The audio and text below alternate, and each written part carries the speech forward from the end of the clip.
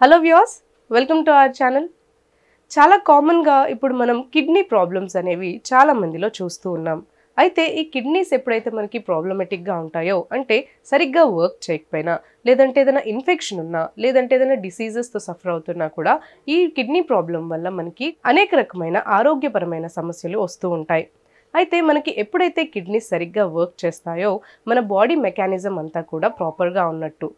అయితే ఇప్పుడు చాలా కారణాల వల్ల, అంటే హార్మోనల్ ఇంబ్యాలెన్స్ వల్ల కావచ్చు, లేదంటే ఏదైనా డిసీజెస్ వల్ల కావచ్చు, లేదంటే ఏదైనా ఇన్ఫెక్షన్స్ వల్ల కావచ్చు, లేదంటే అన్హెల్దీ లైఫ్ స్టైల్ వల్ల కావచ్చు, చాలా మందిలో మనం కిడ్నీ డిజార్డర్స్ అనేవి చూస్తూ ఉన్నాం.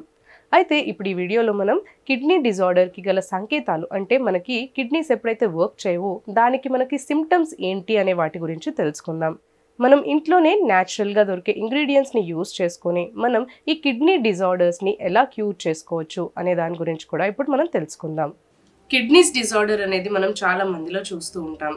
అయితే ఈ కిడ్నీ డిజార్డర్స్ అనేవి మనకి ఎప్పుడైతే దాని ఫంక్షనింగ్ ప్రాపర్గా ఉండదో దానివల్ల మనకి చాలా అనేక రకాల సమస్యల్ని ఎదుర్కోవాల్సి వస్తుంది. అయితే అందుకని మనం ఈ కిడ్నీస్ని మనం ప్రొటెక్ట్ చేసుకోవడం అనేది చాలా ఇంపార్టెంట్. ఒక్కొక్కసారి మనకి హార్మోనల్ ఇంబ్యాలెన్స్ వల్ల, లేదంటే ఏదైనా మెడికేషన్స్ యూస్ చేస్తున్నా, లేదంటే అన్హెల్దీ లైఫ్ స్టైల్ ఉన్నా కానీ, లేదంటే మనం ఏదైనా ఫుడ్ని ప్రాపర్గా తీసుకోకపోవడం వల్ల ఇలాంటి కిడ్నీ ప్రాబ్లమ్స్ వంటివి వస్తూ ఉంటాయి. అంతేకాకుండా ఏదైనా డిసీజెస్తో మనం లాంగ్ టైం వరకు ప్రొలాంగ్గా మనం బాధపడుతున్నట్లయితే దానివల్ల కూడా మనకి కిడ్నీ డిజార్డర్స్ అనేవి వస్తూ ఉంటాయి. కొన్నిసార్లు మనకి కిడ్నీ డిజార్డర్కి కారణాలు కూడా మనకి తెలియకుండా ఉంటుంది. అయితే ఎప్పుడైతే మనకి కిడ్నీకి అంటే ప్రాబ్లం ఉంది, లేదంటే కిడ్నీ వల్ల మనకి ఏదైనా డిస్ఫంక్షన్ అవుతుంది అనేది ఎప్పుడు తెలుస్తుంది అంటే దానికి కొన్ని మనకి సిమ్టమ్స్ ఉంటాయి. అయితే ఈ సిమ్టమ్స్ని మనం ఎప్పుడైతే గమనిస్తామో అప్పుడు మనం ఈ కిడ్నీ డిజార్డరింగ్ అనేది, అంటే కిడ్నీ ప్రాపర్గా ఫంక్షన్ చేయట్లేదు అనే దాని గురించి మనకి తెలుస్తుంది. కిడ్నీ డిజార్డర్ అంటే కిడ్నీ బాగా మనకి ఫంక్షన్ చేయనప్పుడు మనకి చాలా రకాల సమస్యలు అనేవి వస్తూ ఉంటాయి. యూరినరీ ట్రాక్ ఇన్ఫెక్షన్స్, లేదంటే క్యాన్సర్, లేదంటే స్టోన్స్ రావడం, ఇట్లాంటి చాలా ప్రాబ్లమ్స్ అనేవి మనకి ఫేస్ చేయాల్సి వస్తూ ఉంటుంది. మనకి ఎక్కువగా ఎప్పుడైతే కిడ్నీ ఫంక్షనింగ్ అనేది మనకి ప్రాపర్గా ఉండదు అనే దాని గురించి మనకి కొన్ని సిమ్టమ్స్ ఉంటాయండి.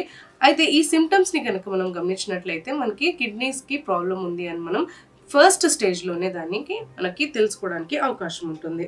ఎప్పుడైతే మనకి కిడ్నీస్ అనేవి ప్రాపర్గా వర్క్ చేయట్లేదు అని తెలుసుకోవడానికి ఇప్పుడు కొన్ని సిమ్టమ్స్ ఏంటి అనే దాని గురించి తెలుసుకుందాం.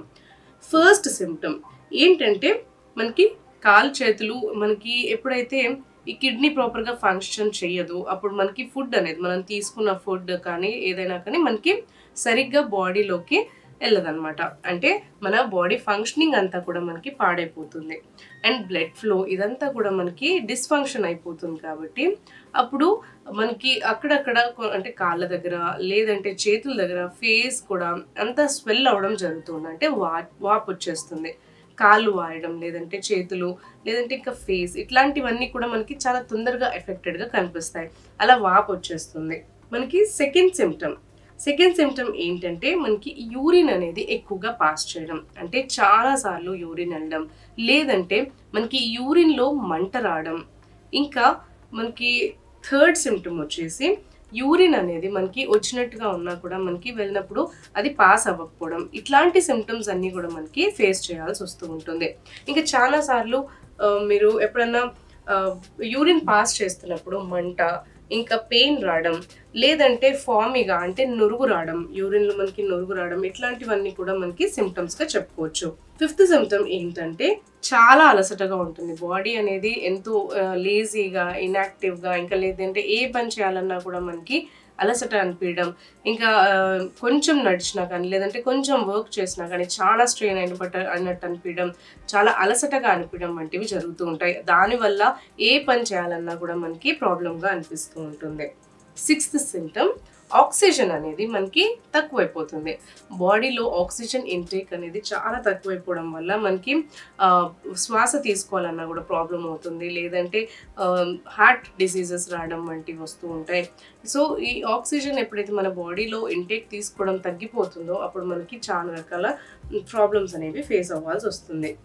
సెవెంత్ సిమ్టమ్ ఏంటంటే మనకి బాడీలో ఈ యూరిన్ పాస్ అవ్వడం అనేది మనకి తగ్గిపోతుంది. అండ్ ప్రాపర్ ఫంక్షనింగ్ సరిగ్గా లేనప్పుడు మనకి ఫుడ్ అనేది ఎక్కువగా మనకి ఏదైనా ఇంప్యూరిటీస్ ఇవన్నీ కూడా మనకి బాడీలోనే అక్యుములేట్ అయిపోతూ ఉంటాయి కాబట్టి మనకి నోరు ఎప్పుడైతే నువ్వు మాట్లాడినా కానీ లేదంటే ఏదైనా ఆవలించినా కానీ అట్లాంటి టైంలో చాలా బ్యాడ్ స్మెల్ అనేది మన నోట్లోంచి వస్తూ ఉంటుంది. సో మనకి 8th సిమ్టమ్ ఏంటంటే వామిటింగ్స్ రావడం, చాలా ఫ్రీక్వెంట్గా వామిట్ అవ్వడం, ఏదైనా తిన్నా కూడా మనకి వామిట్ అవ్వడం, ఇట్లాంటివన్నీ కూడా మనకి సిమ్టమ్స్గా చెప్పుకోవచ్చు. ఇంకా బ్యాక్ పెయిన్ వస్తుంది, లేదంటే మనకి ఏదైనా వర్క్ చేయాలన్నా కూడా ఎంతో ప్రాబ్లంగా అనిపిస్తూ ఉంటుంది, నెక్ పెయిన్ వస్తుంది, థ్రోట్ పెయిన్ వస్తుంది. సో ఇవన్నీ కూడా మనకి ఈ కిడ్నీ డిస్ఫంక్షనింగ్ అయినప్పుడు, కిడ్నీ ఫెయిలియర్ అయినప్పుడు ఇలాంటి సిమ్టమ్స్ అనేవి మనం తెలుసుకోవచ్చు. సో దీనివల్ల మనకి ఎప్పుడైతే కిడ్నీ డిస్ఫంక్షన్ అవుతుందో మనకి లోపల ఫంక్షనింగ్ అనేది కూడా చాలా అంత పాడైపోతూ ఉంటుంది. కాబట్టి మనం ప్రాపర్గా మన కిడ్నీ ఫంక్షనింగ్ అనేది చాలా జాగ్రత్తగా కాపాడుకోవాలి. సో ఇలా మనం ఎప్పుడైతే కిడ్నీస్ని నీట్గా కాపాడుకుంటాం, మన బాడీ ఫంక్షనింగ్ అంతా కూడా మనకి ప్రాపర్గా అవడానికి హెల్ప్ అవుతుంది. సో ఈ కిడ్నీస్ని మనం ప్రాపర్గా ఫంక్షనింగ్ చేసుకోవడం కోసం ఏదైనా డిస్ఫంక్షన్ ఉన్నా, లేదంటే ఏదైనా కిడ్నీ డిజార్డర్ ఉన్నా కానీ, లేదంటే మీరు ఏదైనా ఇన్ఫెక్షన్ వచ్చినా కానీ ఈ కిడ్నీస్ని మనం ప్రాపర్గా ప్యూరిఫై ఎట్లా చేసుకోవచ్చు అనే దాని గురించి తెలుసుకుందాం. అయితే ఫస్ట్ వచ్చేసి వాటర్ ఇంటేక్ అనేది మనం ఎక్కువగా తీసుకుంటూ ఉండాలి. ఎప్పుడైతే మనం వాటర్ చాలా తాగుతామో అప్పుడు మన బాడీలో ఉన్న టాక్సిన్స్ అన్నీ కూడా మనకి ఫ్లష్ అవుతూ ఉంటాయి.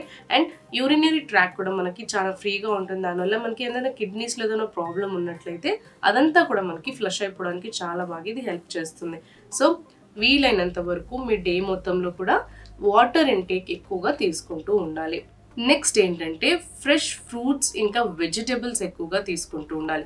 మనం ఫ్రెష్ ఫ్రూట్స్ని, లేదంటే ఫ్రెష్ వెజిటేబుల్స్ని, గ్రీన్ వెజిటేబుల్స్ని, ఇవన్నీ ఎంతగా మనకి సీజనల్ ఫ్రూట్స్ ఉంటాయి కదా, అవన్నీ కూడా మనం ఎక్కువగా తీసుకుంటూ ఉన్నట్లయితే ఇవన్నీ కూడా మనకి మన కిడ్నీస్ని ప్యూరిఫైడ్గా ఉంచడానికి చాలా బాగా హెల్ప్ చేస్తాయి. నెక్స్ట్ వచ్చేసి టమాటో జ్యూస్. టమాటో జ్యూస్ కూడా మీకు చాలా బాగా హెల్ప్ చేస్తుంది, మీ కిడ్నీస్ని ప్యూరిఫై చేయడానికి చాలా బాగా హెల్ప్ చేస్తుంది. చాలా మంది ఏంటంటారంటే టమాటోస్ ఎక్కువగా తీసుకోవడం వల్ల మనకి కిడ్నీ ప్రాబ్లమ్స్ వస్తాయి అని. అలా ఏముండదు. మీకు ఏదైనా టమాటో జ్యూస్ మీరు ఎంటీ స్టమక్ అంటే పొద్దున్నే పడగడుపున తీసుకోవాలి. టమాటో జ్యూస్ మనం ఎవ్రీడే మార్నింగ్ పడగడుపున తీసుకున్నట్లయితే అది మన కిడ్నీస్ని ప్యూరిఫై చేయడానికి చాలా బాగా హెల్ప్ చేస్తుంది. కిడ్నీస్ని ప్యూరిఫై చేసుకోవడం కోసం ఇంకొక రెమెడీ గురించి తెలుసుకుందాం. సో దానికోసం మనకు కావాలి కీరా, పసుపు, ఇంకా తేనె. ఫస్ట్ మనం ఒక బౌల్ తీసుకోవాలి. నెక్స్ట్ కీరాని బాగా జ్యూస్ లాగా ప్రిపేర్ చేసుకోవాలంటే దాన్ని గ్రేట్ చేసుకుని స్క్వీజ్ చేసుకుని ఒక క్లాత్లో స్క్వీజ్ చేసుకున్నట్లయితే మనకి ఇలా జ్యూస్ లాగా ఫామ్ అవుతుంది. సో ఈ కీరా జ్యూస్ని ఇందులో యాడ్ చేసుకోవాలి. నెక్స్ట్ ఇందులో పసుపుని ఒక ½ పించ్ యాడ్ చేసుకోవాలి. నెక్స్ట్ ఇందులో తేనెను కూడా మిక్స్ చేసుకోవాలి. ఇక్కడ క్వాంటిటీస్ అనేవి నేను చాలా నార్మల్గా వేస్తున్నాను. సో మీరు మాత్రం కీరా జ్యూస్ ఇవన్నీ కూడా ఒక గ్లాస్ వాటర్ వార్మ్ చేసుకుని, ఒక గ్లాస్ గోరువెచ్చగా నీళ్ళని కాచుకున్న తర్వాత అందులో మీరు కీరా జ్యూస్ని యాడ్ చేసుకోవాలి. కీరా జ్యూస్ అనేది మీరు ఒక 1 కప్ వరకు అయితే ఒక 1 గ్లాస్లో సరిపోతుంది. సో అంటే ఒక ఫుల్ కీరాని మీరు గ్రేట్ చేసుకొని జ్యూస్ తీసుకోవచ్చు. ఆ కీరా జ్యూస్ అనేది మీకు 1 గ్లాస్లో మిక్స్ చేసుకోవడానికి సరిపోతుంది. లేదు ఇంకా మీకు ఓన్లీ ½ కప్ కానీ లేదంటే ఓన్లీ 1 టీ కప్ మెజర్మెంట్లోనే మీరు తీసుకుంటున్నారు అనుకుంటే మాత్రం ఈ మిక్స్చర్ అనేది మీకు సరిపోతుంది. సో ఇలా కీరా జ్యూస్ని, పసుపుని ఇంకా హనీని మిక్స్ చేసుకొని మనం వామ్ వాటర్లో వీటన్నిటిని కూడా మిక్స్ చేసుకొని ఎవ్రీడే మార్నింగ్ తీసుకోవాలి. ఇలా మీరు ఎవ్రీడే మార్నింగ్ కనుక చేసినట్లయితే ఇది మీ కిడ్నీస్ని ప్యూరిఫై చేయడానికి చాలా బాగా హెల్ప్ చేస్తుంది. మనకి పసుపులో యాంటీ ఇన్ఫ్లమేటరీ ప్రాపర్టీస్ ఇంకా యాంటీ బ్యాక్టీరియల్ ప్రాపర్టీస్ ఉండడం వల్ల ఇది మీ కిడ్నీస్ని ప్యూరిఫై చేయడానికి చాలా బాగా హెల్ప్ చేస్తుంది. అండ్ దాని ఫంక్షనింగ్ కూడా మనకి ప్రాపర్గా ఉంచడానికి హెల్ప్ చేస్తుంది. మనకి ఎప్పుడైతే ఇందులో కీరా జ్యూస్ని యాడ్ చేసామో, కీరా జ్యూస్ అనేది యాంటీ బ్యాక్టీరియల్ ఇంకా యాంటీ ఇన్ఫ్లమేటరీ ప్రాపర్టీస్ ఉంటాయి. అండ్ డైజెషన్ కూడా మనకి దానివల్ల చాలా ప్రాపర్గా ఉంటుంది. ఇది ఏదైనా హార్మోనల్ ఇంబ్యాలెన్స్ ఉన్నా కానీ, లేదంటే ఏదైనా డిసీజెస్తో సఫర్ అవుతున్నా, లేదంటే ఏదైనా మెడికేషన్స్ మీద ఉన్నా కానీ వాటన్నిటి సైడ్ ఎఫెక్ట్స్ని కిల్ చేయడానికి మనకి కీరా జ్యూస్ చాలా బాగా హెల్ప్ చేస్తుంది. సో తేనెని యాడ్ చేయడం వల్ల తేనెలో మనకి యాంటీ ఆక్సిడెంట్స్ ఎక్కువగా ఉంటాయి. సో ఇవన్నీ కూడా మనకి బ్లడ్ సర్క్యులేషన్ ఇంప్రూవ్ చేస్తుంది. అండ్ మనకి కిడ్నీ ఫంక్షనింగ్ అనేది కూడా ప్రాపర్గా ఉండేటట్టు హెల్ప్ చేస్తుంది. అండ్ మనకి కిడ్నీస్ని ప్యూరిఫై చేస్తుంది. సో ఇలా మీరు ఈ సొల్యూషన్ని మిక్స్ చేసుకొని ఎవ్రీడే పడగడుపున మీరు మార్నింగ్ కనుక ఇది తీసుకున్నట్లయితే మీ కిడ్నీస్ని ప్యూరిఫై చేసుకోవడానికి ఇది బాగా హెల్ప్ అవుతుంది. ఈ ప్రాసెస్ మాత్రం మీరు రెగ్యులర్గా ఫాలో అవ్వాలి. సో తర్వాత మీకు ఫ్యూచర్ కూడా మీకు ఇలాంటి కిడ్నీ ప్రాబ్లమ్స్ ఏవి కూడా రాకుండా మనం కాపాడుకోవచ్చు. ఈ వీడియో కనుక మీకు నచ్చినట్లయితే లైక్ చేయండి, షేర్ చేయండి. మీ అభిప్రాయాల్ని ఇంకా డౌట్స్ని మా కామెంట్స్లో తెలియచేయండి. మరిన్ని ఇలాంటి వీడియోస్ కోసం మా ఛానల్ని సబ్స్క్రైబ్ చేసుకోండి.